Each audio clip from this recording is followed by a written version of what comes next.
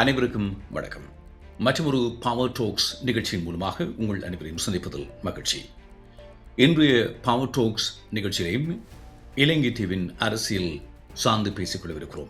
இலங்கை தீவின் அரசியல் நடைபெறுகின்ற பொழுது தமிழ் மக்களுடைய தேசிய அரசியல் சார்ந்த விடயங்கள் தொடர்பிலையும் கவனத்தை ஈர்க்கக்கூடிய சில நகர்வுகள் சமகாலத்திலே முன்னெடுக்கப்படுகின்றன. ஒன்று, கட்சிகளுக்கு இடையில் ஏற்பட்டிருக்கக்கூடிய பிணக்குகள், இதனால் தமிழர்களுடைய அரசியல் எதிர்காலம் சார்ந்த கேள்விக்குறி நிலை. இவற்றுக்கு மத்தியிலேயும் சர்வதேச நகர்வுகள் ஊடாக தமிழ் தேசிய அரசியல் கட்சிகளை ஒன்றிணைப்பதன் ஊடாக தமிழர்களுக்கான அரசியல் தீர்வு என்ற நகர்வுகளை முன்னெடுத்தல் என்ற பின்புல நகர்வுகளும் ஏற்பாடு செய்யப்படுகின்ற செய்திகளை நாங்கள் செவிமடுக்கக்கூடியதாக இருக்கிறது. இவற்றின் மத்தியிலே தமிழ் தேசிய மக்கள் முன்னணி அல்லது அகில இலங்கை தமிழ் காங்கிரசுடைய தலைவர் நாடாளுமன்ற உறுப்பினர் கஜேந்திரகுமார் பொன்னம்பலம் அவர்கள் தலைமையிலே தமிழ் தேசிய பேரவையினுடைய ஏற்பாட்டிலே நேற்றைய நாள் பிப்ரவரி மாதம் 15 ஞாயிற்றுக்கிழமை அன்று தமிழ் தேசிய அரசியல் பரப்பிலே பயணிக்கக்கூடிய ஒரு சில கட்சிகள் மற்றும் தமிழ் சமூக மட்டத்திலே பயணிக்கக்கூடிய சிவில் சமூக அல்லது குடிசார் அமைப்புகள் என்று சொல்லப்படுகின்ற உறுப்பினர்களை உள்ளடக்கியதாக கலந்துரையாடல் ஒன்று இடம்பெற்றிருக்கிறது. தமிழர்களுக்கான அரசியல் தீர்வு என்ற எதிர்கால நகர்வுகளை மையப்படுத்தி ஏக்கிய ராஜ்ய என்று 2015 ஆண்டு காலகட்டத்திலே ஒற்றையாட்சியை மையமாக வைத்து முன்மொழியப்பட்ட அந்த யாப்பு விடயத்தை நிராகரித்தல், தமிழர்களை ஒரு தேசமாக அங்கீகரித்தல், தமிழர்களுடைய அரசியல் உரிமைகளை சுயநிர்ணய உரிமைகளை அங்கீகரித்தல் மற்றும் தமிழர்களுக்கான அரசியல் தீர்வு என்ற நகர்வு என்பது 80களுடைய மத்திய பகுதியிலே திம்புவிலே நிறைவேற்றப்பட்ட தீர்மானத்தின் அடிப்படையிலே திம்பு கோட்பாட்டின் அடிப்படையிலே முன்னெடுத்தல் என்ற அடிப்படையிலே கலந்துரையாடப்பட்டு இது தொடர்பாக ஒரு பொதுச்சபை ஒன்றை உருவாக்குதல் தொடர்பாக தீர்மானிக்கப்பட்டதாக அறிவிக்கப்பட்டிருக்கிறது. இருந்த போதிலும் இந்த நகர்வு சார்ந்து பிரதானமாக தமிழரசு கட்சி இந்த கூட்டத்திலே பங்கு கொள்ளவில்லை. ஜனநாயக தமிழ் தேசிய கூட்டணியும் இந்த கூட்டத்திலே பங்கு பெற்றவில்லை என்று ஏற்கனவே அறிவித்த ஒரு சூழ்நிலையில் தான் இந்த கூட்டங்கள் இடம்பெற்றிருக்கின்றன. இவற்றின் மத்தியில் தான் சுவிஸ் அரசாங்கத்தின் அனுசரணையிலே அல்லது சுவிஸ் தூதரகத்தினுடைய அனுசரணையில் மற்றது இன்னுமொரு சுவிஸை மையமாக கொண்ட ஒரு அமைப்பினுடைய முன்னெடுப்பிலே அரசியல் நகர்வுகளை முன்னெடுத்தல், தமிழ் தேசிய கட்சிகளை ஒன்றிணைத்தல் என்ற செயற்பாடுகள் முன்னெடுக்கப்படுகின்ற ஒரு செய்தியை நாங்கள் அறிகிறோம். எதிர்வருகின்ற 19 இவர்களுடைய ஏற்பாட்டிலே ஒரு கூட்டம் நடைபெற இருந்ததாகவும் அது இப்பொழுது பிற்போடப்பட்டிருப்பதாகவும் அறிவிக்கப்படுகிறது. ஆகவே நடப்பது என்ன என்ற கேள்விகளுக்கான பதில் தேடும் விடயத்திலே மிக பிரதானமாக தமிழ் தேசிய அரசியல் பரப்பு பலவீனப்பட்டிருக்கக்கூடிய இந்த சமகாலத்திலே என்பிபி என்று சொல்லப்படுகின்ற தேசிய மக்கள் சக்தி அல்லது ஜேவிபியினுடைய அங்கத்துவமாக ஜனநாயக முகமாக இருக்கக்கூடிய இன்றைய சமகாலத்து இலங்கையின் ஜனாதிபதியாக இருக்கக்கூடிய அனுரகுமார திசாநாயக்க தலைமையிலான அரசு தமிழ் தேசிய அரசியல் பரப்பை எந்த அளவு தமக்கு சாதகமாக பயன்படுத்தி கொண்டிருக்கிறார்கள், அவர்களுடைய நகர்வுகள் காரணமாக தமிழ் தேசிய அரசியல் என்பது எந்த அளவுக்கு பலவீனப்பட்டிருக்கிறது என்ற கேள்விகளுக்கான பதில் தேடும் முகமாகவும் இன்றைய நிகழ்ச்சியிலே நாங்கள் பேசிக்கொள்ளப் போகிறோம். இன்றைய நிகழ்ச்சியிலே கலந்து கொண்டு கருத்துக்களை பகிர்ந்து கொள்ளவிருக்கிறார் கொழும்பில் இருந்து மூத்த பத்திரிகையாளர் மற்றும் அரசு அறிவியல் விரிவுரையாளர் அமிர்தநாயகம் நிக்சன் அவர்கள். வணக்கம் நிக்சன் அமிர்தநாயகம். வணக்கம் உதயன். வணக்கம் நேர்களே. வணக்கம். நீண்ட காலத்துக்கு பின்னர் நாங்கள் இலங்கை அரசியல் சார்ந்து உங்களோடு உரையாடுவதற்கான சந்தர்ப்பமாக இந்த சந்தர்ப்பம் அமைந்திருக்கிறது. பல வெற்றிடங்களை நாங்கள் நிரப்ப வேண்டிய காலகட்டம், சமகாலம் தொடர்பாக பல புரிதல்களை பெற்றுக்கொள்ள வேண்டிய ஒரு தேவை இருக்கிறது. முதலாவதாக தமிழ் தேசிய பேரவை, அதாவது நாடாளுமன்ற உறுப்பினர் கஜேந்திரகுமார் பொன்னம்பலம் அவர்கள் தலைமையிலே ஏற்பாடு செய்யப்பட்ட இந்த பொதுக்கூட்டம், அரசியல் தீர்வு நோக்கிய ஒரு பொதுக்கூட்டம் சார்பில் நீங்கள் அறிந்தவை என்ன, அதனுடைய பின்புலம் என்ன என்பது தொடர்பாக சொல்ல முடியுமா?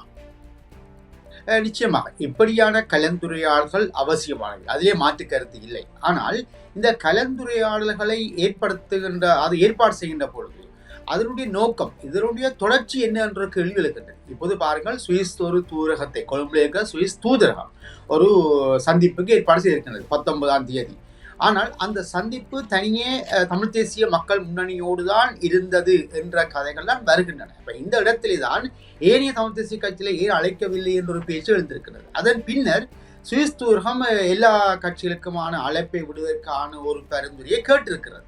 ஆகவே அதற்கு முன்னதாகத்தான் 15ஆம் தேதி இந்த சிவில் சமூக அமைப்பினுடைய சந்திப்பு இடம்பெற்றிருக்கின்றது. இப்ப என்னுடைய கேள்வி என்னவென்று சொன்னால், தமிழ் தேசிய மக்கள் முன்னணி தொடர்ச்சியாக இந்த ஈழத்தமிழ் மக்களுடைய அரசியல் பரப்பில் ஈடுபட்டு வருகின்ற ஒரு கட்சி. இப்ப தமிழக முதலமைச்சர் ஸ்டாலின் சந்திக்க சென்றார்கள். அப்ப அவரை சந்திப்பதற்கு முன்னதாக யாழ்ப்பாணத்தில் அல்லது வடக்கு கிழக்கு மாநிலத்தில் இருக்கக்கூடிய சிவில் சமூக அமைப்பை சந்தித்து ஏதாவது அபிப்பிராயம் கேட்டாங்களா, அவருடைய கருத்தை கேட்டுக்கொண்டார்களா, அல்லது விளங்கப்படுத்துறாங்களா, ஏன் சந்திக்க போகிறோம்? இல்லை. அப்ப ஏக்கிய ஆட்சி என்ற அரசியல் யாப்பு வரப்போகிறதா தடுக்க வேண்டும் என்பதுதான் நோக்கம் என்று சொன்னார்கள். அப்படி அந்த உரையாடலை செய்யாமல் தமிழகத்துக்கு சென்றவர்கள் இப்போ சுவிஸ் தூதரகம் ஏற்பாடு செய்கின்றது, அதற்கு முன்னதாக நாங்கள் கூடி கதைப்போம் என்பது ஒரு முரண்நகையாக இருக்கின்றது. இப்போது பார்த்தால் அதுவும் அல்ல, நாங்கள் இந்த ஏக்கிய ராட்சியாவுக்கு எதிரான முறையிலே சிவில் சமூக அமைப்புகளை ஒன்றித்து பேசுவோம் என்ற மாதிரி கதையை மாற்றி இருக்கிறார்கள். அந்த இடத்தில் திம்பு கோட்பாடு பற்றியும் பேசியிருக்கிறார்கள். ஆகவே இந்த செய்கின்ற நடவடிக்கைகளிலே இருக்கக்கூடிய வெளிப்படைத்தன்மைகள் என்பது அடுத்த தவமக்களுடைய பிரச்சனையுடைய தீர்வுடைய அடிப்படை. உங்களுக்கு தெரியும், அது வடக்கு கிழக்கு இணைந்த தாய் சுயநிர்ணய உரிமை. இந்த விடயம் தெளிவாக அங்கே முன்வைக்கப்பட வேண்டும். அதை சொல்லுகிறார்கள். ஆனால் பேச போகின்ற பொழுது, இப்போ சுவிஸ் தூரமாக இருக்கலாம் அல்லது இந்தியாவாக இருக்கலாம், பேச போகின்ற பொழுது அது எந்த விஷயத்துக்கு நியாயப்படுத்துகிறார்கள் என்ற ஒரு கேள்வி இருக்கின்றது. அது தொடர்பான அது தொடர்பான ஆவணங்களை இவர் தயாரித்திருக்கிறார்களா என்பது கூட கேள்வி. இப்போது ஆனால் நீங்கள் அறிமுகத்தில் சொன்னது போல இவ்வாறான உரையாடல்கள் என்பன எங்களுடைய தமிழ் தேசிய அரசியல் பிறப்பிலே அவசியமானவை.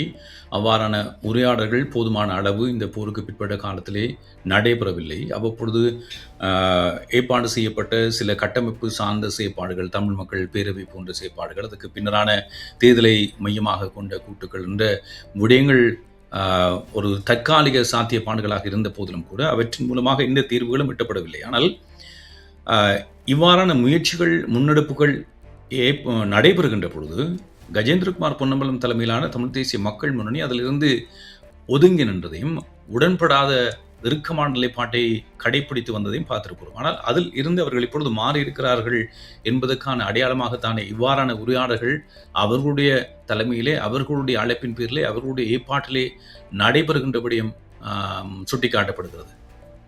இல்லை, மாறியதாக பார்க்க முடியாது. எப்படி என்றால், ஒன் டெக்ஸ் இனிஷியேட்டிவ் என்ற ஒரு நிறுவனம், அது சுவிஸை மையப்படுத்திய நிறுவனம், கடந்த மாதம் அரச தரப்பு எதிர்த்தரப்பு தமிழ் தேசிய கட்சிகளோட நாடாளுமன்ற உறுப்பினர்கள் உரையாடல் நடத்தியது. அந்த உரையாடலை கூட அரசு தரப்பு செல்லவில்லை. பின்னர் இந்த மாதம் 3ஆம் தேதியும் பண்டார் நாயக்கா ஞாபகார்த்த சர்வதேச மண்டபத்தில் கூட்டத்தில் நடத்தியது.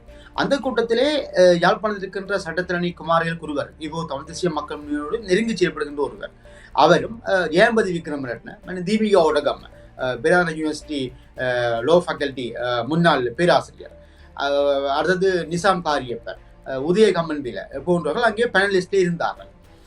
அது ஒரு ரகசியமாக நடத்தப்பட்ட கூட்டம். அங்கு கூட எதிர்த்தரப்பு உறுப்பினர்கள் போய்விட்டு எழுந்து சென்று விட்டார்கள். அப்ப அங்கே என்ன முடிவு எடுத்தது அல்லது என்ன தீர்மானம் என்று எதுவும் இல்லை. அது ஒரு புதிய ஜாப்புக்கான ஏற்பாடுன்னு சொல்லப்படுகின்றது. ஆகவே அதன் அடிப்படையாக, அதன் தொடர்ச்சியாக இந்த தமிழ் தேசிய கட்சிகளை சுவிஸ் தூரம் சந்திக்க அழைத்திருக்கிறது என்றால், அதுக்கு முன்னதாக இடம்பெற்ற சிவில் சமூக அமைப்பு கூட்டத்திலே குருபரன் அங்கே வருகிறார். அப்ப இது ஒரு முரண்நகையாக இருக்கின்றது அல்லவா? இப்ப குருபரன் தமிழ் தேசிய மக்கள் முன்னணியினுடைய உத்தியோகபூர்வமான சட்ட ஆலோசகரா அல்லது பேச்சாளரா என்பது கூட தெரியாது, நெருங்கமாக பழகின்றார். இவர்தான் ஜெனீவாவுக்கு கடிதம் அனுப்புகின்ற பொழுது கூட அந்த கடிதத்தை எழுதியவர். அந்த கடிதத்தில் கூட இன அழிப்பு என்பதை 3வது கோரிக்கையாக, அதை ஒரு வேண்டுமானால் பரிசீலிங்கள் என்ற மாதிரி தான் அங்கே எழுதினார்கள். ஆக இப்படியான பின்னணியிலே சுவிஸ் தூரகம் நடத்துகின்ற சந்திப்பு, அதைவிட சென்ற ஆண்டு சுவிஸ் அரசாங்கம் அழைத்து தமிழ் தேசிய கூட்டமைப்பு உறுப்பினர்கள் மற்றும் தமிழரசு கட்சி சத்தியலிங்கம் போன்றவர்கள் மற்றும் வேறு உறுப்பினர்களில் சென்று அங்கே சுவிஸ்ல ஒரு உரையாடல் நடத்தினார்கள். அது பின்னர் சொல்லப்பட்டது ஒரு பயிற்சி கருத்தரங்கு, சுவிஸின் மாடலை அறிந்து கொள்கிற பயிற்சி கருத்தரங்கு.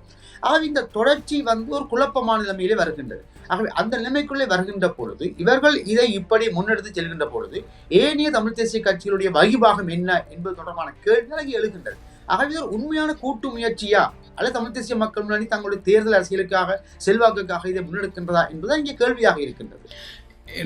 நீங்கள் சொல்ல வருகின்ற அந்த தர்க்கம் எனக்கு புரிகிறது. ஆனால் இதுவரை காலத்தில் தமிழரசு கட்சி சார்ந்த செயற்பாடுகள் அவை வெளிப்படைத்தன்மை அற்றவை என்ற குற்றச்சாட்டு இருந்தது. அதே போன்று தமிழ் தேசிய மக்கள் முன்னணியை பொறுத்தவரையில் அவர்கள் எந்த விதமான கூட்டுக்கும் ஒரு இணைவுக்கும் உடன்படாத ஒரு மிக இறுக்கமான போக்கை கொண்டிருந்தவர்கள் என்று குற்றச்சாட்டு இருந்தது. ஆனால் இப்பொழுது அவர்கள் முதல் முறையாக இவ்வாறு எல்லோரும் வாருங்கள், தமிழ் தேசிய கட்சிகளுக்கு அழைப்பு விடுக்கப்பட்டிருக்கிறது. குறிப்பாக பிரதானமாக தமிழரசு கட்சிக்கு அந்த அழைப்பு விடுக்கப்பட்டது. ஜனநாயக தமிழ் தேசிய கூட்டணிக்கு அந்த அழைப்பு விடுக்கப்பட்டது. அவர்கள் தரப்பில் இருந்து இல்லை கலந்து கொள்ளப் போவதில்லை என்ற அறிவுறுத்தல் வழங்கப்பட்டிருக்கிறது. ஆனால் ஏனையவர்கள் இந்த தமிழ் தேசிய பேரவையினுடைய அங்கத்துவம் சார்ந்தவர்களாக இருக்கலாம், அல்லது ஏனைய மட்டத்திலே சிவில் சமூக மட்டத்தில் இருக்கக்கூடியவர்களாக இருக்கலாம், அவர்கள் இந்த கூட்டத்தில் கலந்து கொண்டிருக்கிறார்கள். இதன் மூலமாக நான் ஆரம்பத்தில் சொன்னது போல் இந்த ஏக்கிய ராஜ்ய என்ற கோட்பாட்டை நிராகரித்தல், யாப்பு வரைவை நிராகரித்தல், அல்லது ஈழத்தமிழர்களுடைய தேசம் என்ற கோட்பாட்டை அங்கீகரித்தல், சுயநிர்ணய உரிமையை அங்கீகரித்தல் என்ற விடயங்கள் சார்ந்தும் திம்பு கோட்பாட்டின் அடிப்படையிலே இந்த பேச்சுவார்த்தை இடம்பெற வேண்டும் என்றும் தீர்மானிக்கப்பட்டிருக்கிறதாக அவர்கள் சொல்லுகிறார்கள். இது தொடர்பாக ஒரு பொதுச்சபையும் உருவாக்கப்படவிருக்கிறது. அது தொடர்பான விவரங்கள் மிக விரைவிலே ஒரு வாரத்திலோ 10 நாட்களிலோ அறிவிக்கப்படும் என்று சொல்லியிருக்கிறார்கள். இதே ஒரு ஆரம்ப புள்ளியாக நாங்கள் பார்க்கக்கூடாது என்பது என்னுடைய கேள்வி.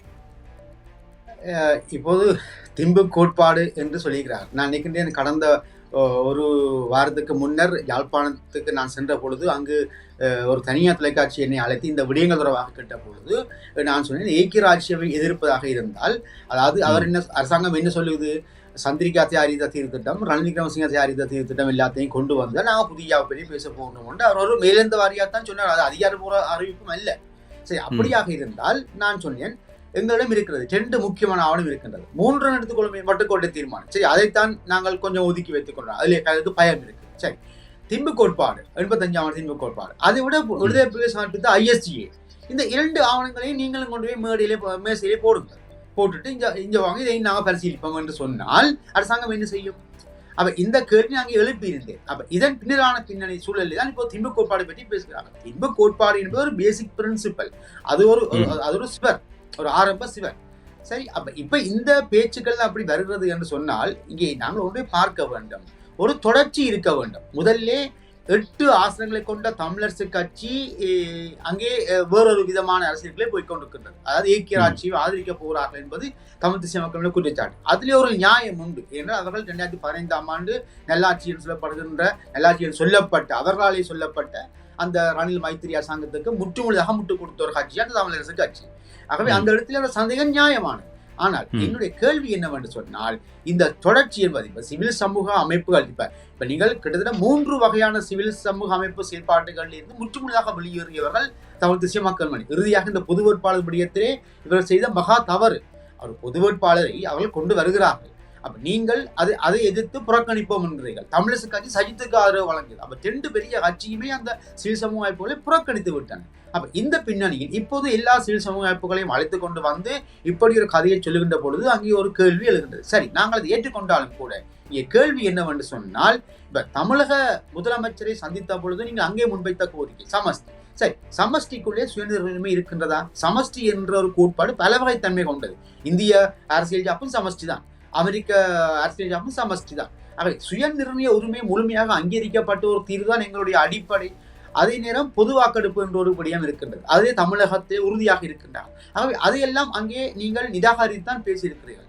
இங்கு நேற்று நடந்த அந்த சிவில் சமூக அமைப்பு கூட்டத்திலும் சில முக்கியமான சிவில் சமூக அமைப்பு அதை பற்றி பேசியிருக்கிறார்கள். அவர்கள் அதை ஏற்றுக்கொண்டதாக இல்லை. அவர்கள் ஏக்கிய ஆட்சியை எதிர்க்க வேண்டும் என்று பேசுகிறார்கள். ஆகவே ஒரு முரண் நகை இருக்கின்றது. இந்த ஒற்றையாட்சி அரசியல் ஜாப்போடு சேர்ந்து போகக்கூடிய, அதாவது சுவிஸ் தூதரகம் என்பது கொழும்பில் இருக்கிற சுவிஸ் தூதரகம் என்பது இந்த அனது அரசாங்கத்தோடு சேர்ந்து பயணிக்கிறது, சேர்ந்து வேலை செய்கிறது.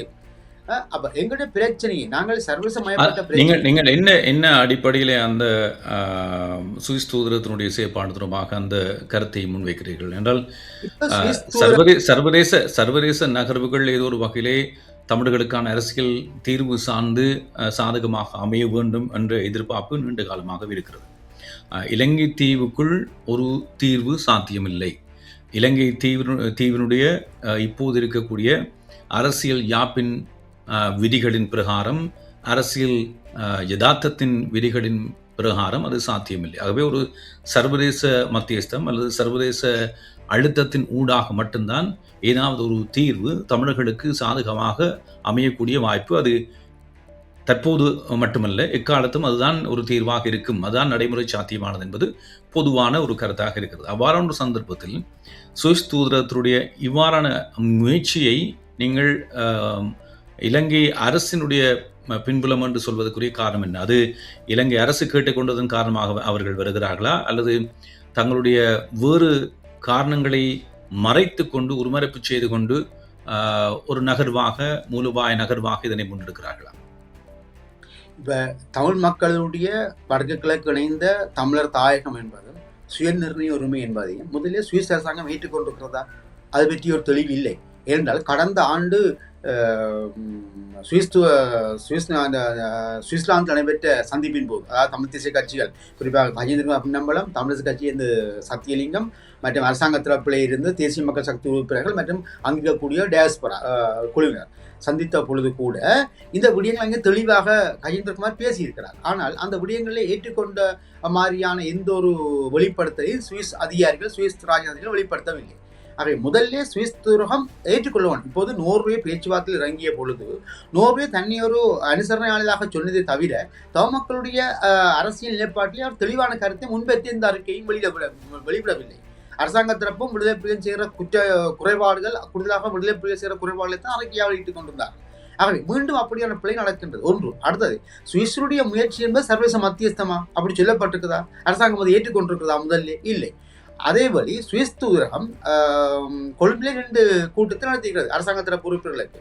அந்த கூட்டத்திலே கூட என்ன முடிவு எடுத்தார்கள்?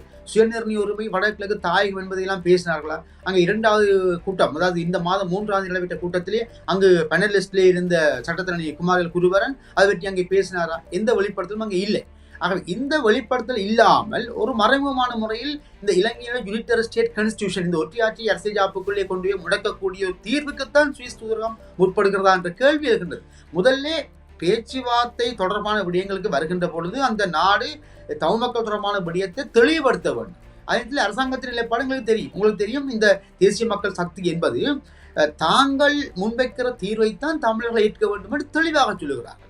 அதுவும் ராஜபக்சவோ கோட்டபாயோ அப்படி அல்ல, அவர்கள் பேசுவோம் சொல்லுவாங்க. ஆனால் இந்த அரசாங்கம் தாங்கள் முன்வைக்கிற தீர்வு, அது தமிழ் மக்களுடைய பிரச்சனை நாம் கையில் எடுத்து விட்டோம் என்று சொல்லுகிறாங்க. அப்ப அப்படியான பின்னணியிலே சுவிஸ் தூதரகம் இந்த ஏற்பாட்டுக்கு வருகிறது என்று சொன்னால் அதனுடைய பின்னணிதரமான கேள்விகள் நியாயமானவை. அவை அதை தமிழ் தேசிய மக்கள் தனித்து முன்னெடுக்கிறதா, தமிழரசு கட்சியும் சேர்ந்து முன்னெடுக்கிறதா என்பது கூட தெளிவில்லை. ஆகவே முதலில் தமிழ் தேசிய மக்கள் மணி அதை தெளிவுபடுத்த வேண்டும். தமிழரசு கட்சியும் தமிழ் தேசிய மக்கள் மணி ஒன்று சேர்ந்து அதை தெளிவுபடுத்த வேண்டும். அத்தோடு தேர்தல் அது நடைமுறை சாத்தியமான ஒரு விடயம் அல்ல. இருவரும் ஒரு நேர்கோட்டிலே இணைந்து பயணிக்கப் போகிறார்கள் என்று நாங்கள் கனவு காண்பது என்பது சாத்தியமான ஒரு விடயம் அல்ல. தற்போதைய நிலையிலே தமிழரசு கட்சிக்குள் ஏற்பட்டிருக்கக்கூடிய வெட்டுப்போர் என்பது அது சுமந்திரன் அணி, ஸ்ரீதரன் அணி என்ற தரப்புகளாக அந்த கட்சியை சீரழித்து வருகிறது. அதன் மூலமாக ஒரு தமிழ் தேசிய அரசியல் பரப்பிலே, ஜனநாயக அரசியலிலே முக்கிய கட்சியாக பார்க்கப்பட்ட ஒரு தரப்பு பலவீனப்பட்டு போயிருக்கிறது என்பது இப்போதைய சமகாலத்து நடைமுறையாக நாங்கள் பார்த்து கொண்டிருக்கக்கூடிய சமகாலத்திலே இவர்கள் இருவரும் இணைந்து அதை தெளிவுபடுத்துவார்கள் என்று நாங்கள் எதிர்பார்க்க முடியாது. ஒன்று, கஜேந்திரகுமார் விடுத்த அழைப்புக்கு அவர்கள் தாங்கள் பங்கு கொள்ளவில்லை என்று சொல்லிவிட்டார்கள். அதே போன்றுதான் ஏனைய தமிழ் தேசிய அரசியல் பரப்பில் இருக்கக்கூடிய இப்போதைய கூட்டணிகள் வரிசையிலே ஜனநாயக தமிழ் தேசிய கூட்டணியும் சொல்லியிருக்கிறது. இந்த வேளையில் என்னுடைய கேள்வி என்னவென்றால், ஒரு சந்தேகம் இயல்பாகவே வருகிறது. சுவிஸ் தூதரகம் அல்லது சுவிஸை சார்ந்த இன்னொரு அமைப்பு, இந்த ஒன் டெக்ஸ்ட் என்று சொன்னீர்கள் இல்லையா, அந்த அமைப்பு இந்த இவ்வாறான உரையாடல்களை பின்னென்று நகர்த்துகிறது என்று நீங்கள் சொல்கிறீர்கள். என்னுடைய கேள்வி என்னவென்றால், இது 2023ஆம் ஆண்டு உலகத் தமிழர் பேரவையோடு இணைந்து முன்னெடுக்கப்பட்ட இந்த இமாலய பிரகடனம் போன்ற ஒரு நகர்வின் பின்னணியா? இந்த உலகத் தமிழர் பேரவை பயணித்த அதே பாதையிலே அதுக்கு கனடாவில் இருக்கக்கூடிய கனேடிய தமிழர் பேரவையும் இணைய அனுசரணை வழங்கியது. அந்த காலத்திலே அது ஒரு விமர்சனத்தை தோற்றுவித்தது என்பதை நாங்கள் கடந்த காலத்திலே பார்த்திருக்கிறோம். ஆனால் இமாலய பிரகடன விவகாரத்தை வைத்துக்கொண்டு இப்பொழுது பார்த்தால், இந்த விவகாரம் சுவிஸில் இருந்து நகர ஆரம்பித்திருக்கிறது என்றால், இதற்கு பின்னணியிலே இமாலய பிரகடனம் போன்ற ஒரு நகர்வு இருக்கிறதா? நான் நினைக்கிறேன் நீங்கள் கேள்வியிலே பதில் வருகிறது. நான் சொல்ல வேண்டிய நீங்கள் அதை கேள்வியை காட்டி விட்டீர்கள். அது என்னென்றால், இங்கேதான் கேள்வி வருது. இப்போ துவாரகா அணி, துவாரகா வாரா என்ற பேச்சு சுவிஸ்லேருந்து தான் வந்தது. தேசிய தலைவர் பிரபாகரனுக்கான அஞ்சலி சுவிஸ்லேருந்து தான் வந்தது. அப்போ எந்தெந்த எது நடக்கக்கூடாதோ, எது தமிழகம் விரும்பவில்லையோ, எல்லா அசிங்கமான வேலைகளும் சுவிஸ்லேருந்து தான் வந்தது. அப்போ இந்த பின்னணியில் தூரகம் இப்படி முயற்சியை எடுக்குது என்று சொன்னால் இந்த சந்தேகங்கள் நியாயமானவை. அப்ப என்னுடைய கேள்வி என்னவென்றால், நீங்கள் கேள்வியை சுட்டிக்காட்டியது போல, இப்ப தமிழரசு கட்சியின் உள்ள முரண்பாடு, தமிழரசு கட்சியினுடைய செயல்பாடு எங்களுக்கு தெரியும். இப்ப தமிழ் மக்களுடைய பிரச்சனை, நான் என்னுடைய 10 எழுத்துக்களிலும் உங்களுடைய முன்னிய நிர்காணத்தில் நான் சொன்ன ஒரு விடயம், எங்களுடைய தமிழ் மக்களுடைய பிரச்சனைகளை ஏன் கூட கட்சி அரசியலுக்குள்ளே கொண்டு போகிறீர்கள்? நல்ல உதாரணம் நீங்கள் பாருங்கள், சிங்கள அரசியல் தலைவர்களை பாருங்கள், இப்ப இருக்கிற அரசாங்கத்தை பாருங்கள். அவர்கள் தங்களுக்குள்ளே கட்சி அரசியல் போட்டி இருந்தாலும் தமிழ் மக்களுடைய விடயம் சார்ந்து பண்டார் நகா ஜிஆர்டிஏ வரையும் இறுதியாக ரணில் விக்ரமசிங்க வரையும் கையாண்ட அதே உத்தியைத்தான் இப்போது அனுரகுமார் சாணக்கியாவும் கையாளுகிறார். உதாரணம் கிவிலோயா திட்டம். ஓகே, அப்ப அந்த மாதிரியான ஒரு அணுகுமுறையை ஏன் தமிழ் தேசிய கட்சியை செய்யக்கூடாது? இப்ப நீங்கள் எங்களுடைய தமிழர்களுடைய பிரச்சனையும் கூட கட்சி அரசியலுக்கே பயன்படுத்துகிறீர்கள். இப்போது தமிழ் தேசிய மக்கள் மணி முற்று முழுதாக தங்களுடைய கட்சி அரசியலுக்காக தமிழ் மக்களுடைய அரசியல் விடுதலை பிரச்சனையை அந்த கோரிக்கைகளை கொண்டே பயன்படுத்துகிறார்கள். இப்ப விடுதலை புலிகளுடைய நீட்சி தான் நீங்கள் என்று சொல்லுகிறீர்கள், விடுதலை புலிகளுடைய அந்த கொள்கையை முன்னெடுப்பதாக சொல்லுகிறீர்கள். சரி, அப்படியாக இருந்தால் இந்த ஐஎஸ்சியை பற்றி நீங்கள் வெளிப்படையாக பேசுகிறீர்கள், இப்போது திம்பு கோட்பாட்டை பற்றி கருத்துகிறீர்கள். அதுக்கு நாங்கள் நிர்காணலை சுட்டிக்காட்டியபடியா. ஆகவே ஐஎஸ்சியின் அடிப்படையில் எங்களுடைய பிரச்சனை தீர்க்கப்பட வேண்டும் என்று ஏன் தமிழ் தேசிய மக்கள் வெளிப்படையாக சொல்லக்கூடாது? இப்ப தமிழரசு கட்சியை நாங்கள் எதிர்பார்க்கலாம், அவர்கள் சொல்ல மாட்டாங்க. இப்ப நீங்கள் உங்களை தூயவர்கள், விடுதலை புலிகளுடைய நிகழ்ச்சியாக இருக்கிறீர்கள், எங்களுடைய கையில் இரத்தக்கரைகள் இல்லை என்று சொல்லுவீர்கள். சரி, அப்படி இருந்தோம். சரி, இன்னும் ஒரு கேள்வி. இப்ப இபிஆர்ல புலட் டெலோவை மையப்படுத்திய ஜனநாயக தேசிய கூட்டணியோட ஒரு ஒப்பந்தம் இருக்கின்றது, கையெழுத்திருக்குமா இருக்கு. அந்த ஒப்பந்தம் அங்க போயிட்டது. தமிழ் தேசிய பிரிவு உருவாக்குறீர்கள், சில உதவி மற்றும் சில அமைப்புகள் உருவாக்கி ஒரு தமிழ் தேசிய பிரிவு உருவாக்குறீர்கள். சரி, அந்த தமிழ் தேசிய பிரிவையோடும் ஜனநாயக கூட்டணியோடும் அந்த ஒப்பந்த அடிப்படையில் நீங்கள் ஏதேனும் தொடர்ச்சியான பேச்சுவார்த்தை செய்தீர்களா? தமிழகத்துக்கு செல்கின்ற பொழுது அங்கே ஏதாவது கலந்துரையாடினீர்களா? இல்லை. இப்போது அவசரமாக தமிழ் தேசிய ஜனநாயக தேசிய கூட்டணிக்கும் தமிழரசு கட்சிக்கும் ஏனைய சிவில் அமைப்புகளுக்கும் அழைப்பு கொடுத்து சந்திப்போம் என்று சொன்னால் அது எப்படி அவர்கள் ஏற்றுக்கொள்வார்கள்? சரி, இப்ப ஜனநாயக தேசிய கூட்டணி சொல்லுது, நாங்கள் இந்த சந்திப்புக்கு வருகிறோம், ஆனால் சிவில் சமூக அமைப்புகளை சந்திப்பதற்கு முன்னர் எங்களோடு பேச வேண்டும், ஏன்னா நாங்கள் அரசியல் கட்சிகள் என்று கேட்டிருந்தார்கள். அதற்கு பதில் வழங்கி இருக்கிறார்கள், தமிழரசு கட்சியை அழைத்து வாருங்கள். மீண்டும் இவர்கள் கேட்டிருக்கிறார்கள், நீங்கள் இப்போ தயாரித்திருக்கின்ற வரவு அல்லது தயாரிக்க போகின்ற வரவு சம்பந்தமான ஏன் குறிப்புகளை எங்களுக்கு அனுப்புங்கள் என்று கேட்டிருக்கிறார்கள். பதில் இல்லை. ஆகவே அவர்கள் அந்த சந்திப்பிலே கலந்து கொள்ள அதை அனுப்ப முடியாதுதானே, என்றால் அது தொடர்பாக கலந்துரையாடுவதற்காக தானே கூட்டம். நிச்சயம் நான் அதை ஏற்றுக்கொள்றேன். ஆனா என்னன்னு சொன்னால் இந்த வெளிப்படுத்த முன்னர் இவர்களுடைய செயற்பாடுகள் சம்பந்தப்பட்டது தான். அதாவது சுவிஸ் தூரம் சம்பந்தமான தெளிவுபடுத்தல் அவசியம் உங்களுக்கு. ஏன்னா சுவிஸ் தூரம் சம்பந்தமாக பல சந்தேகங்கள் இருக்கின்றன. இப்போது காணாமல் போனவருடைய போராட்டம் நலிவடைந்து போய்விட்டது. அந்த நலிவடைந்ததன் பின்னாலே சுவிஸ் தூரம் இருப்பதாக அங்கிருக்கின்ற பலர் குற்றஞ்சாட்டுகிறார்கள். உடனடியாக என்ன எவிடன்ஸ் இருக்கான்னு கேட்பார்கள். ஆனால் உண்மை அதுதான். ஆக இப்படியான நிலைமைகள் இப்போது நான் நேற்று கூட கிழக்கு மாகாண பல்கலைக்கழகத்திலிருந்து சில மாணவர்கள் எடுத்தார்கள். அந்த பிஎஸ்டி எனப்படுகின்ற இந்த பயங்கர அரசியல் பாதுகாக்கின்ற பயங்கரவாதத்துக்கு சட்டம் ஒன்று தயாரிக்கப்படுகிறது, அது பற்றிய உரையாடல்களை கேட்டிருந்தார்கள். பின்னர் சொன்னார்கள், இப்போது அங்கு வந்து பல தகவல்களை சுவிஸ் தூரம் எடுத்துக் கொண்டிருக்கிறது என்று சொன்னார்கள். அப்ப அது என்ன தகவல், ஏன் எடுக்கப்படுகின்றது? அப்ப தமிழ் மக்களுடைய பிரச்சனையை தமிழ் மக்களுடன் பேச வேண்டும், வெளிப்படையாக பேச வேண்டும். அப்ப அரசாங்கம் முன்வைக்கின்ற நீங்கள் கொள்முதல் நடத்தின 2 கூட்டங்கள்லையுமே அரசாங்க தரப்புக்கு பிரதிநிதிகள் கலந்து கொள்ள இல்லை. சரி, ஒன் டேக்ஸ் இனிஷியேட்டிவ் எடுத்த அந்த 2 கூட்டத்திலுமே அரசாங்க பிரதிநிதிகள் முழுமையாக கலந்து கொள்ள இல்லை. ஆக கடந்த வருஷம் சுவிட்சர்லாந்து நடந்த கூட்டத்தில் மட்டும்தான் தேசிய மக்கள் சக்தியின் சார்பாக அவருடைய செயலாளர் கலந்து கொண்டார். அப்ப இப்படியான குளறுபடிகள் இருக்கின்ற பொழுது இது தொடர்பான தெளிவுபடுத்தல் தேவை. நான் தனியாக தமிழ் தேசிய மக்கள் மொழியை மட்டும் கேட்கவில்லை, அனைத்து கட்சிகளுமே அந்த தொடர்பான தெளிவுபடுத்தலை செய்ய வேண்டும் என்பது என்னுடைய கேள்வியாக இருக்கின்றது. இதிலே ஒருவேளை சுவிஸ் தூதரகம் இதே போன்ற அணுகுமுறையை தமிழரசு கட்சி சார்ந்து மேற்கொண்டிருந்தால் தமிழரசு கட்சி இது தொடர்பாக வாரான நகர்வை மேற்கொள்ளும். இது அவர்கள் இந்த சுவிஸினுடைய நகர்வுகளுக்கு ஒத்துழைப்பு வழங்குவார்கள். சில வீடுகளில் ஏற்கனவே இந்த ஆரம்ப புள்ளி தமிழரசு கட்சி சார்ந்து இல்லாமல் இந்த தமிழ் தேசிய அரசியல் பரப்பிலே கடும் போக்கை கொண்டிருக்கக்கூடிய தரப்பிலிருந்து ஆரம்பித்தால் ஏனைய தரப்புகளை உள்வாங்கிக் கொள்வது காலப்போக்கிலே இலகுவாக இருக்கும் என்ற ஒரு நடைமுறையாக கூட இது இருக்கலாம் அல்லவா?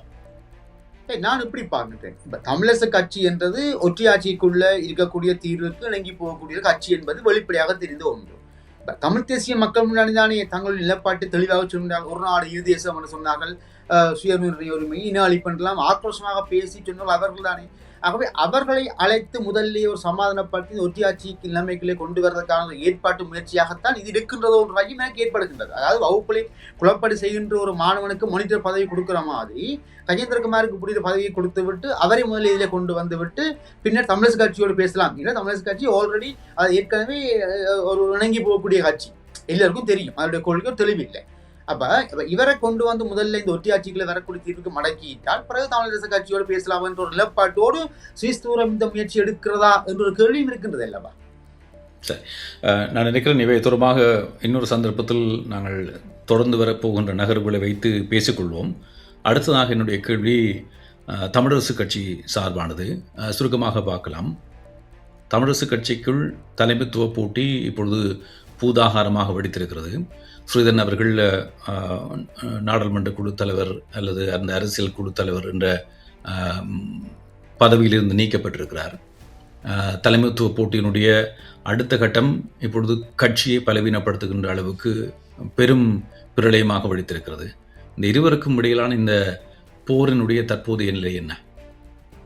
நான் உலக ரீதியாக அறிந்தவரை கட்சியிலிருந்து ஸ்ரீதரனை தூக்கி வெளியே விடக்கூடிய அளவுக்கு அங்கே ஏற்பாடு எதுவும் இல்லை.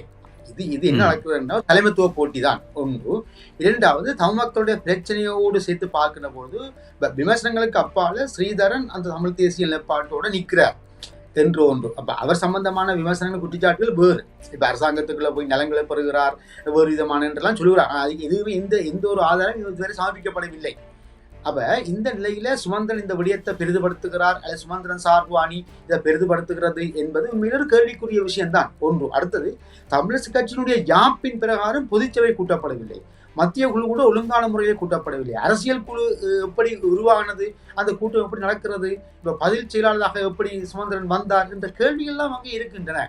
ஆகவே அங்கே உள்ளக ரீதியாக அது சாதாரண கட்சி அரசியலுக்குரிய செயற்பாட்டு முறைகள் அங்கு தவறு இருக்கின்றது.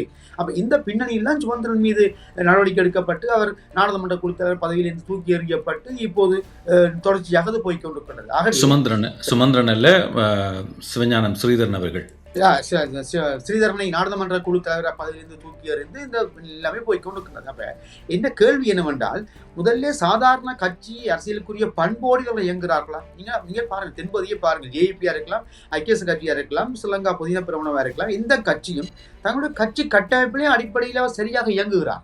1000 முரண்பாடு அவர்களுக்குள்ள இருக்கும். இப்ப சஜித் ராணில் முரண்பாடு இருக்குது பாருங்க. கட்சியாக பிரிந்து இயங்கினாலும் அவர்களுக்கு இருக்கக்கூடிய கட்டமைப்பு எப்படி செயல்படுகிறார்கள். ஆனால் சுமந்திரன் தரப்பினுடைய வாதத்தின் பிரகாரம் தங்களுடைய கட்சியினுடைய யாப்பு விதிகளுக்கு அமையத்தான் எல்லா நகர்வுகளையும் எடுக்கிறது, தீர்மானங்களையும் எடுக்கிறது. அதன்படிதான் அந்த பதவியிலிருந்து சிவஞானம் ஸ்ரீதரன் அவர்கள் நீக்கப்பட்டிருக்கிறார் என்ற குற்றச்சாட்டை முன்வைக்கிறார்கள். அரசியல் அமைப்பு அந்த குழுவிலே அவர் அங்கத்துவம் வகிக்கின்ற பொழுது அவர் தன்னிச்சையாக முடிவெடுத்தார்,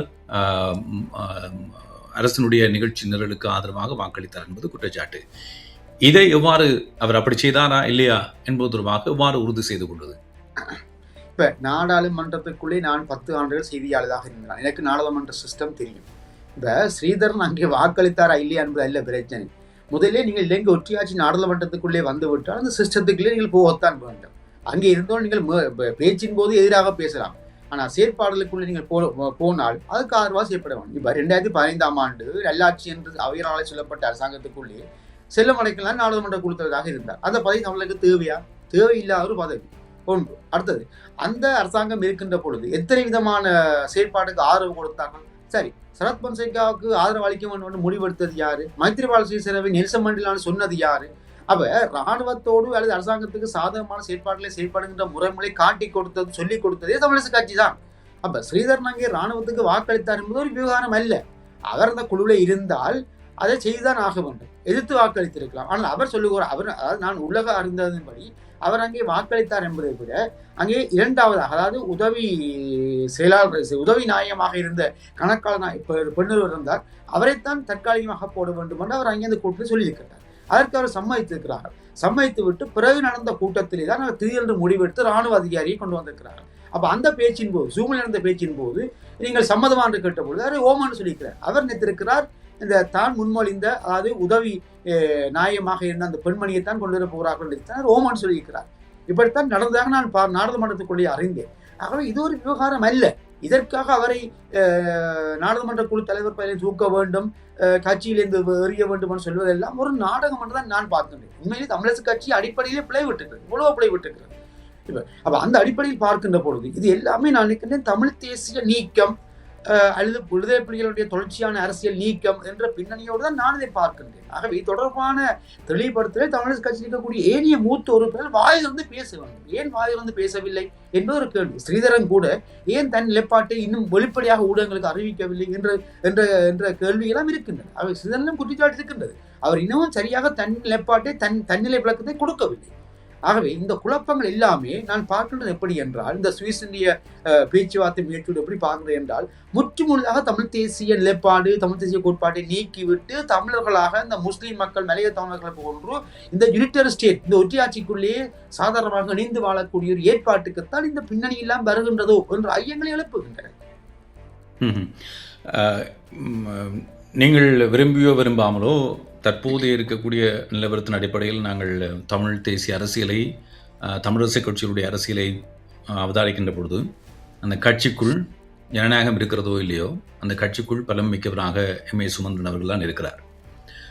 எம் ஏ சுமந்திரன் அவர்களை மீறி எந்த விதமான அரசியல் செயற்பாடுகளையும் நகர்வுகளையும் அந்த கட்சி முன்கொண்டு செல்ல முடியாது என்பதுதான் இன்றைய யதார்த்தம். இந்த நிலையிலே இந்த இருவருக்கும் இடையிலான போட்டியினுடைய விளைவு எவ்வாறு போய் முடிய போகிறது, இதில் வெல்லப் போவது யார்?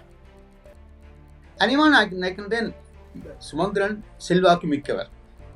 அவருக்கு செல்வாக்கு இருக்கிறார். அவரை விலத்தி விட்டு தமிழர் கட்சி தனியே ஓட முடியாது. ஆகவே தேவை. இது என்ன நடக்கிறது என்று சொன்னால், பேரம் பேசி தலைமைத்துவத்தை அல்லது அதிகாரத்தை தான் வித்திருக்க வேண்டும் என்ற பின்னணியோடு சுமந்திரன் செயற்படுகிறார். இதுதான் இங்கே வெளிப்படுகின்றது. ஆனால் அவரை மீறி அல்லது அவருக்கு எதிரான செயற்பாட்டை முன்னெடுப்பதற்கு ஸ்ரீதரனுக்கு ஒரு குறிப்பிட்ட அளவுக்கு மேல் கட்ஸ் இல்லை அல்லது தத்துணிவு இல்லை என்றுதான் நான் பார்க்கிறேன். இப்போ கிழக்கு மாகாண உறுப்பினர்களே சாணக்கியை தவிர இனி எல்லோருமே ஸ்ரீதரனோடு ஆதரவாக இருக்கிறார்கள். ஆகவே ஸ்ரீதரன் தன்னுடைய ஆளுமையை வெளிப்படுத்துவதற்கான உள்ளக வேலைகளிலே சரியாக ஈடுபட்டுக் கொண்டிருக்கிறார் என்று எனக்கு தெரியவில்லை. ஆகவே அவரை வெளியேற்றுவது என்பது சாத்தியப்படக்கூடியதல்ல. இது வெறுமனே தன்னுடைய ஆதிக்கத்தை நிலைநிறுத்தி, அதாவது எந்த வழியிலும் போய் மீண்டும் அதிகாரபூர்வமான முறையில் தமிழ் கட்சியுடைய தலைவராக அல்லது தமிழ் கட்சியினுடைய பொதுச் செயலாளராக நிரந்தரமாக இருப்பதற்குரிய ஒரு ஏற்பாட்டை தான் சுமந்திரன் செய்கிறார்கள் போல் தெரிகிறது. அதேவேளை எப்படியாக இருந்தால் நான் சொல்லுகின்ற விடயம், இந்த தமிழ் சட்டத்தரணிகள் தான் தமிழ் அப்பு காத்து மாதிரி தான் தமிழற்ற அரசியலுக்கு ஆபத்தானது என்று எங்களுக்கு கடந்த வரலாறுலேருந்து வருது. 48ஆம் ஆண்டு வரலாறுலேருந்து வருது. இப்போ தமிழ் தேசிய மக்கள் மணிக்கையும் பாருங்கள், கையெழுத்து சட்டத்திரணி, அவர் நிழல் ஆலோசனை கேட்டுக்கொண்டிருக்கிற குமாரவேல் குருவரன் சட்டத்திரணி, சுமந்திரன் சட்டத்திரணி. இந்த சட்டத்திரணிகள் தானே குழப்படியாக இருக்கிறது பாருங்கள். ஆகவே இந்த தமிழ் அப்புக்காத்து அரசியல், இந்த அப்புக்காத்துக்களை தமிழற்ற அரசியலில் இருந்து முதலில் நீக்கம் செய்ய வேண்டும். அதை செய்து போட்டு தான் நாங்கள் ஒரு ஒழுங்குமுறைக்கு வர வேண்டும் என்று நான் நினைக்கின்றேன். ஒருவேளை எங்களுக்கு வெளிப்படையாகவே தெரிந்த விடயம், இது ஒரு பதவி போட்டியினுடைய பிரதிபலிப்பு தான். சுமந்திரன் அவர்கள் ஆசைப்படுவது போல சுமந்திரன் எடுத்திருக்கக்கூடிய அந்த விஸ்வரூபம் அதனை நோக்கியதாகத்தான் இருக்கிறது. அவை அவரிடம் அந்த தலைமை பதவியை கொடுத்து விட்டால் இந்த தமிழரசு கட்சிக்குள் இருக்கக்கூடிய பிரச்சனை ஒரு சுமூகமான தீர்வை எட்டிவிடுமா? நிச்சயமாக அதற்கான வாய்ப்பு உண்டு. என்றால் தலைமை பதவிக்கு தான் அங்கே போகிறார். நிச்சயமாக அதுக்கு ஒரு அமைதியான நிலைமை ஒன்று வரும். ஆனால் ஸ்ரீதரன் போன்று அங்கே கடுமையாக தமிழ் தேசியம் பேசுகின்ற ஒரு நிலைப்பாட்டிலே கொஞ்சம் பிரச்சனைகள் எழக்கூடிய வாய்ப்பு வரும். அப்படி இது இரண்டாவது கேள்வி. இது நடந்தால் என்ற கேள்வியை சொல்லுகிறேன். இஃப் ஆங்கிலத்தில் நடந்தால், இந்த முதலாவது அடிப்படையிலே இலகுவாக அந்த பதவியை கொடுக்க போவதில்லை, அது போராகத்தான் தொடரப் போகிறது. சரி, அப்படி போர் தொடரும் பட்சத்தில் இரு தரப்புக்கும் இடையிலே ஒன்றில் சிவஞானம் ஸ்ரீதரன் அவர்கள் கட்சியிலிருந்து வெளியேற்றப்பட வேண்டும் அல்லது அவர் தானாக வெளியேற வேண்டும். இந்த இரண்டில் ஏதாவது ஒன்று நடைபெறுமா? நினைக்கிறேன் ஸ்ரீதரன் கட்சியை விட்டு தானாக வெளியேறக்கூடிய வாய்ப்பு இல்லை. வெளியேற்றப்பட்டால் அவர் வேறு அணியோடு சேர்ந்து செய்யக்கூடிய வாய்ப்பு உண்டு. ஆனால் வெளியேற்றப்படக்கூடிய வாய்ப்பும் இல்லை, ஸ்ரீதரன் தானாக வெளியேறக்கூடிய வாய்ப்பும் இல்லை. சரி, போருக்கு பிற்பட்ட காலப்பகுதிகளிலே தமிழின படுகொலை சார்ந்த அந்த வேட்கை தமிழ் தேசிய அரசியல் பரப்பிலே தீவிரமாக இருந்தது. தமிழின படுகொலை சார்ந்து சர்வதேச மட்டத்திலே நீதி கோரலுக்கான செயற்பாட்டு திட்டங்கள் உத்வேகம் பெற்றதை நாங்கள் பார்த்திருக்கிறோம். ஆனால் அவை பின்னர் படிப்படியாக தணிந்து இமாலய பிரகடனம் போன்ற பூசி மடுகின்ற செயற்திட்டங்கள் எல்லாம் சர்வதேச அனுசரணையோடு முன்னெடுக்கப்பட்டன. அதுக்கு தமிழர் சார்ந்த அரசியல் தரப்புகள் பயன்படுத்தப்பட்டன என்ற விவகாரங்கள் எல்லாம் பார்த்திருக்கிறோம். ஆனால் இன்று சமகாலத்தில் நாங்கள் பார்க்கிற பொழுது இலங்கையிலே வடக்கு கிழக்கில் இருக்கக்கூடிய அந்த தமிழ் தேசிய அரசியல் என்ற அடிப்படையிலே தமிழர்களுடைய அரசியல் ஈடுபாடு, குறிப்பாக இளைய தலைமுறையினர் மத்தியில் அவர்கள் அரசியல் மீது கொண்டிருக்கக்கூடிய ஆர்வம் என்பன குறைந்து வரக்கூடிய ஒரு காலகட்டத்தில் இருக்கிறோம். இவற்றின் மத்தியிலே தனித்துவமாக ஒருவர் தெரிகிறார். அவர்தான் ஏடிகே என்று 3 எழுத்துக்களில் அழைக்கப்படுகின்ற, இளைஞருடைய எம்ஜிஆராக பார்க்கப்படுகிற, எல்லோருக்கும் பொதுவான ஒரு அரசியல் தலைவராக போற்றப்படுகின்றவராக அனுருகுமார திசாநாயக்கா அவர்களை தமிழர்களும் வணங்குகிறார்கள், தமிழர்களும் போற்றுகிறார்கள், தமிழர்களும் அவர் எங்களின் தலைவர் என்று ஏற்றுக்கொள்கிறார்கள் என்று சொல்லப்படுகின்ற அளவுக்கு மாறி வருகிறதோ என்ற ஒரு கேள்வி இருக்கு. மாறி வருகிறது என்பது பலருடைய கருத்து. நான் அதை கேள்வியாக கேட்கிறேன். இவற்றின் மத்தியில் தான் அவருடைய இயல்பான நடவடிக்கைகள் என்பன மக்கள் மனங்களை கவர்ந்து வருகின்றன. அண்மையில் கூட யாழ்ப்பாணத்தில் நடந்து சென்றார். அவர் பொதுமக்களோடு சாமானியனை போன்று பேசினார் என்ற செய்திகள். மலையகத்துக்கு சென்றார். கொழுந்து பறிக்கின்ற பெண்களுடைய கைகளை தொட்டு பேசினார் என்றெல்லாம் வருகின்ற பொழுது, இதுவரைக்கும் இலங்கையில் ஆட்சியில் இருந்த இலங்கை ஜனாதிபதிகளோ அல்லது தமிழர்களை பிரத்துவம் செய்த அரசியல் கட்சியினுடைய தலைவர்களோ அல்லது அவர்களை பிரத்துவம் செய்த அந்த பிராந்திய நாடாளுமன்ற உறுப்பினர்களோ இந்த அளவுக்கு இறங்கி வந்து மக்களோடு சந்தித்து பேசவில்லை, அவர்களை அரவணைக்கவில்லை என்று சொல்லப்படுகின்ற செய்திகளுக்கு மத்தியில் ஏடிகேயுடைய அல்லது என்பிபி, இந்த தேசிய மக்கள் சக்தியினுடைய அரசியலை நீங்கள் எவ்வாறு பார்க்கிறீர்கள்? நீங்கள் கேள்வியை குறிப்பிட்டு விட்டீர்கள். நான் ஒற்றை வார்த்தை சொல்லுகின்றேன். அவருடைய அந்த அத்தனை செயற்பாடுகளுமே மிக மிக நஞ்சுத்தனமானவை.